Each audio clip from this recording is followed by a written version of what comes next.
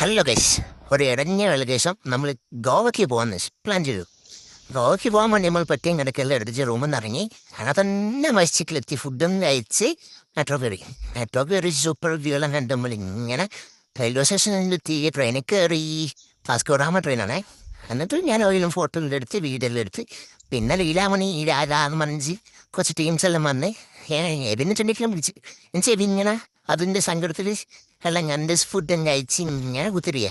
എന്നുവെച്ചാൽ നമ്മൾ തണുപ്പാണ് ജാക്കറ്റിൽ എടുത്തിട്ട് പിന്നെ ഫുഡ് ഓർഡർ ചെയ്ത് ഫുഡെല്ലാം ഓർഡർ ചെയ്ത് ഫുഡ് ചങ്ങായെത്തുന്നില്ല. എന്ത് നമ്മൾ ചങ്ങനെ തപ്പി ഇറങ്ങി സാധനം ഫുഡ് ചങ്ങനെ കാണുന്നില്ല, ഫുഡും കാണുന്നില്ല.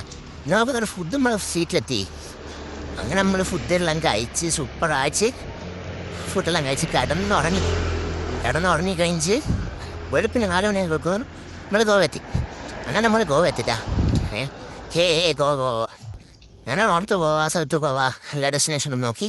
പിന്നെ നമുക്ക് കാണും ഇവിടെ ബസ് അല്ലെങ്കിൽ 5 കിലോമീറ്റർ ഉണ്ട്. 5 കിലോമീറ്റർ നമ്മൾ നടക്കാമെന്ന് വെച്ച്. ബായ്.